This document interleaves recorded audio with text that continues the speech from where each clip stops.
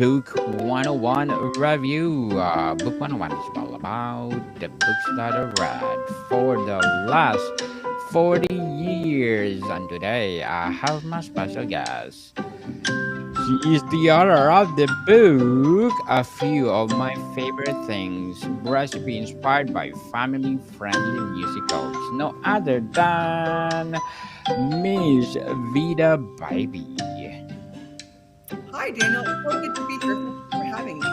Welcome to Book 101, Miss Vida. And can you please introduce more about yourself? Yes, my name is Veeda Bybeen, and I am an author of fiction and nonfiction, primarily children's books. I have a middle grade nonfiction biography called Shining a Light, celebrating 40 Asian Americans that changed the world. I'm a co-author of another middle grade series. I'm here to talk to you today about a few of my favorite things, recipes inspired by family-friendly musicals, which is a cookbook that is inspired by musicals and that you could watch and cook with those that you are families with or friends. Yes, indeed. So, Miss Vida Vibey, thank you so much for sharing your cookbook to the world and, of course, your children's book. So, what is the main theme of a few of my favorite things? Well, the title is a play on The Sound of Music, a few of my favorite things. It's one of the songs from the musical. And so there's a musical title, but the recipes really are some of my favorite recipes as well. So for about a year, my family and I, during like the pandemic, when we're all just kind of sheltering in place, we spent a whole entire year cooking recipes from musicals and watching them every weekend. So this is a collection of the majority of those recipes and that project that we did, but it's also just more than just that you're cooking. It's just recipes that you can watch from from a lot of different musicals, and I think it gives a good variety, and it's a really fun way to make a musical night elevated to another level too. So, how does the book connect food with the musical theater? I have it broken up into a few different parts. The first one is like the opening act, which is breakfast. So there's a lot of breakfast recipes in there. One is, I can kind of show it up here. So this is Yes, the awesome. bread pudding recipe, and there's cardamom in it. So you could watch this with Oliver. Bread pudding is a very English thing, and I love cardamom as a spice. It just I feel like it just elevates it. It kind of steals the show. So I did a play on words with that one. And the next category is, let me look it up because I have it's different here. So it's Act One. So a musical is broken up into different sections, and so the Act One is like your supporting cast with your like sides, your salads, your dressings, and then there's an intermission because there's that break in the musical, and that's a good time for snacks where you can have like kale corn from The Greatest Showman or other things like that. Then Act Two is your main kind of act of the musical, and so that's where I have all the entrees and the main dishes. And then last but not least is the finale, which is my favorite section, is where all the desserts are, and that's like the culminate, the final note of the musical and the meal. Certainly. So, what inspired you to combine recipes with the classic musicals? I I have loved musicals for a long time, and it was really fun to get back into them with this project. I've in cooking, I also love cooking, and I know you do too. And Yes, it's such a fun thing to do, and it really helps bring people together, whether it's you're sharing the recipes or you're doing it together. And I feel like musicals, it's more than just a time to watch a movie with someone. As you watch a musical, you have this shared experience, and you can even as you listen to the music, it takes you right back to that time where you were watching with someone, and it takes you back to the time. So I feel like food also has that opportunity to do that. Like I can remember eating something with my mom or a friend, and I remember the time we made those wontons, and so um, I think recipes are also like music. They can bring you back to a moment, and I hope that people who are cooking this from the cookbook can also create their own moments together. Certainly. Speaking of food, I'm inviting you to please do listen to my other podcast, Food 101. It's fifth season, people. Fifth season with Chef Alessandro, one of specialty chef in one of the five-star hotel in downtown Toronto. Please do listen to our latest episode.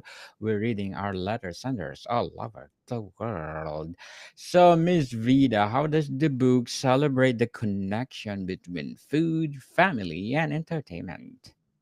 I love the word entertainment because it does entertain, Yes.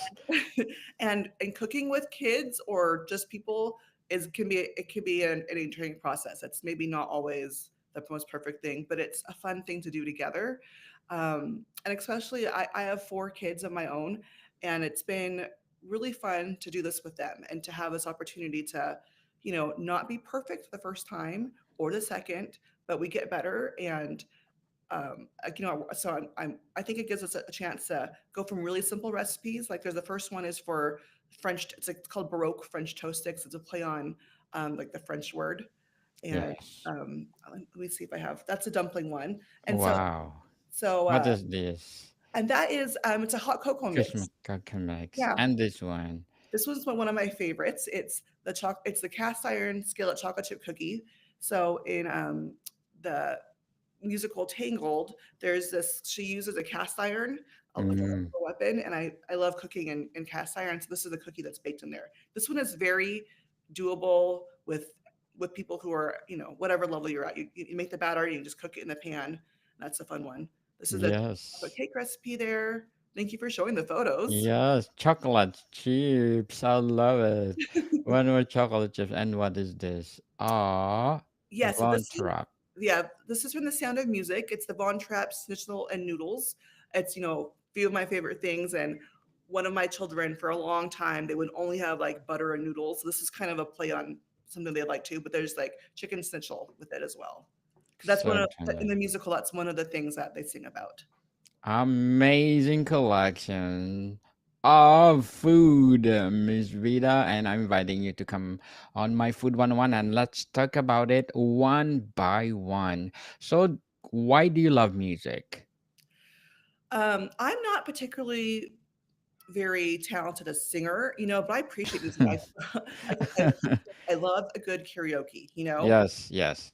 And there's something about karaoke where you don't have to be a superstar to do really good. It's just about performance. And I really feel like music in general, it just can capture a mood. And I hope when we're watching musicals, there are all sorts of different ones, but I think generally like these ones I've selected they're pretty hopeful, uplifting, and they're really fun. And I think I want to have create lasting good memories with people. And watching musicals, hearing those songs, I love having them like in my head, and so I think music has a chance to really bond us, and so when I hear a song, I'll think of like a time I've you know was with that person. Or when I hear like the beginning of your podcast, I'm like, oh, that's Daniel's podcast. So it really does have a way of connecting us to an experience. Certainly. Is this book intended for home cooks, theater lovers, or both? I think there's a range. Yeah, so there's both. Like you showed the recipe for just hot cocoa, and that's just a homemade hot cocoa mix. And maybe no one's ever made that before, but it's like that is very simple. Um, there's also ones that are a little more advanced. Like there's a recipe called for baked Alaska, and that's something that's Oh, more intensive. But so I think most people will find something here that they can do. certainly. I like this one last time honey hoe cakes. Yes, this recipe is Oh, inspired by Hamilton. yes. Because hoe cakes, so in the musical Hamilton, they don't mention a lot of food. So what I would do as well, if I wanted to do a recipe from that musical, I would research the time period. So back in the Hamilton times, in the early Americas, hoe cakes were very popular. So I put this here. I did a play on the song one last time. Um, and I imagine that's something Alexander Hamilton would have eaten back in the day. Yes, and certainly delicious. So, Miss Vida, let's talk about the recipes and food inspiration. What are some of the key types of dishes featured in the book? Yes. So the recipes also are taken by region. So, for instance, if there is a musical from, let's say, like the United Kingdom or Britain, like Mary Poppins, for instance, that could play with other recipes that are also from there, like Alice in Wonderland. So there are some of them. I think, like if you see there, it says Hamilton. You could also use the Princess and the Frog or Singing in the Rain. So some of the recipes you can make multiple musicals. And Singing in the Rain, there is a big scene about breakfast, like Good Morning, and so I use a lot of breakfast recipes for Singing in the Rain because there's their most popular number is Good Morning, and I just think that's a really fun one to do. Our family really loves breakfast, so we had a lot of breakfast recipes in there. We could eat breakfast for dinner. I don't know if you ever have that, like you have pancakes for dinner, Daniel. Yes, I do. Yes. So Something else. my kids think it's the best to have breakfast for dinner. So so of course, if you're having a musical, you're watching tonight, you can have breakfast for dinner, and it makes it this fun theme as well. Yes, breakfast and dinner together. It's something else. So, how do the recipes reflect themes of different musicals? Yeah, let me show you another one here. So there is okay. So this is for instance, this is another like kind of British one. I made Bubble and Yes, Squeak, and it's these little potato patties. Sorry, I'm covering up my mic, but that can go along with Mary Poppins and My Fair Lady because it's very British, and that was yes. fun to research the different cuisines from different places. I have a guacamole recipe. Let me see if I can find Oh, I that. love guacamole. Yes, it's so good. Okay, um, here it is. Awesome. With the And chips. yes, well, and that one is it's very approachable. I feel like a beginning cook can make that as well. And so there are recipes that go along with like this one was for it's like a family film called The Book of Life or Coco. So it goes along with those that you can make with the kids, or it doesn't have to be kids; it could be anybody. But watching that on their own. One of my family's favorite recipes is this one here. So this is a street corn cup recipe, and we make this all the time. Um, it's a play on it's the street corn you have, and so it's just you can make it here in the bowl. And this one is from the Book of Life or Into the Woods. That's a musical, and they talk about corn in that one too. So Awesome. So, how does the book incorporate family traditions into its recipes? oh yes, so you showed a picture of the wontons. Yes. And that is a recipe passed down from my mother. She, I knew what she would put in them, and so I kind of created it myself. And she's passed, so that I have made this for special occasions in my family, like all the time. We celebrate Lunar New Year in our household, and these are the things I make every Lunar New Year. These dumplings, and they're not like so traditionally. You'll do a dumpling, you'll put the ends together. But my mom, she never did that, so I just kind of kept it this very lazy way. So it's kind of like a crescent moon shape. But Yes. but she also put in carrots, and so because she always wanted to sneak vegetables in, so I continue to put that into our wontons, and they are, this is a family tradition that I've passed on, and I'm really excited to share it with others too, because maybe they would like to incorporate that and have their own spin, and they can make these wonton moons for, um, you know. A viewing of Mulan or Turning Red, or maybe they wanted to try it for another time if they wanted to try something for Lunar New Year or any other like Chinese Asian celebration too. So that's the great thing about food is that you can help pass things on to other people too, and just share that experience. So when I make this, I think about my mother and I think about my family, and I hope that my own children will also make this too. It'll kind of keep going down generations. Very well said, Miss Vida. Very well said. Now I'm hungry. So let's talk about musical theater influence. How does the book celebrate the role of food in famous musicals? That was really fun for me to research food and musicals because some of the musicals I haven't seen before. So I didn't put it in the book, but we spent a whole month watching High School Musical. I, so because there's like three different versions. I didn't put them in the book here, but when I was doing that, I was looking up like just googling what dishes were in this musical, and I actually ended up doing for that movie night that we did. I made something that was from the number two. We watched number one. So sometimes I didn't get it quite right because I was doing, I was researching and I didn't find the right recipes. But um, but for instance, I think let me see if I can see one that's on there. Well, like Have you seen Grease, the musical Grease, Daniel? No, sorry. No, it's L- okay. That one, Enlighten me. it is a very popular musical from I think the 70s, and it's about Mm-mm. like, but it takes place in like the 1960s, and so it's very classic American. And I have a lot of recipes that are like very diner food for that, because it's like a high school, they go to high school, they go eat at a diner afterwards. And so back then, um like all the Coke floats, the ice cream floats, were very popular. Let me see if I can find one of the recipes. So that was kind of a fun to see. Like, we would watch the musical, and I would say like, oh, what are they eating? Where are they going? So for Greece, I saw that they went to this diner, and I was able to say, okay, someone ordered like a T-bird cherry Coke float.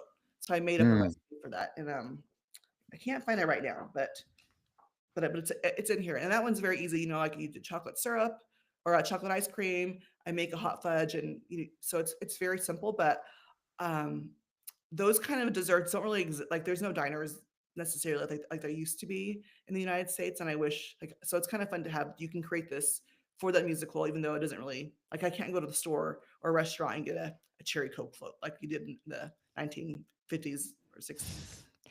Simple but delicious, It as they is. Yes. saying. So, Miss Vida, what would be your advice for those people out there who want to write their own recipes at home, or they Oh, want to cook their own recipes at home? I love that. I say start with something that you're familiar with. Like, if you can remember, what do you like, and kind of find a version of that, and just become comfortable with that. And you can put a spin on things. Like I mentioned, the bread pudding, and I'll show that with you here again. So this recipe, um, this is inspiration from my mother-in-law. She had a bread pudding recipe, and I loved it. But I was able to make it my own, because I decided, like, maybe I could add some orange to it. And so I add orange zest to the sugar, and I add orange juice and cardamom, and like soon it becomes your own thing. And it's still a variation of her. I even write that in the head note that it's inspired by her, but then it becomes your own too. And I think that we can do that with food, and I'm sure you've done it too, Daniel, with food for you. So you're able to make something your own. And so I would say experiment, find something that you like, and just kind of put a twist on it, and see, maybe adding another flavor to it too, like the orange. Certainly. We always advise to Food 101, to all the listeners on Food 101, we always saying that don't afraid to commit mistake and experiment in the kitchen. Who knows, you will uh, make something that will produce or will uh, like bechamel, right? It's generation to generation that people will use. So who knows? You can make another version of bechamel. Right, right, exactly. Experiment, people, experiment. So, what will be your short-term and long-term goals in writing? So I'm primarily a children's book writer. So that making having this project was such a treat, because I did have a food blog years ago, because I wanted to do food. I really do love food, but I feel like food writing was just hard. It was a hard commitment, so I kind of gave it up. So it was kind of fun to have this opportunity to use my experience with my food writing and cooking to make this. But long term, I really love. I don't know if I'll do another cookbook. It is so hard. I Yes, true. it is hard. I did all the photos, and I wrote it, and I'm really proud of it. I do have affinity for children's books, and for just novels in general, but I think they all tie together. So, like how you have two different podcasts, like a book one or a food one. I think that we have so many interests, and we don't have to be limited just to one thing. We can do many things. Um, and so it's kind of fun. Even in my children's books, I do mention a lot of food in those books. And it's not like I'm necessarily sharing recipes, but I feel like you can share character, and you can share feelings through, like, what people are eating, or just the way you describe things, and house of setting. So I feel like my experience with food helps with my writing, and vice versa. My experience with writing helps with creating this cookbook too. I have, like, like most cookbooks, there's like a head note where you Yes. explain it. And I feel like I was able to share myself through this too, because I have I explain, like, why we picked it, like, which one of my children influenced it. So I feel like you kind of learn a little bit more about me too in the cookbooks, as you do with other people when you when you read their cookbooks as well. Certainly. Miss Vida, I have a lot of podcasts. I do have Law 101, deals with the law because I believe that ignorance of the law excuse no one. I have Music 101, which is I'm asking you, do you love music?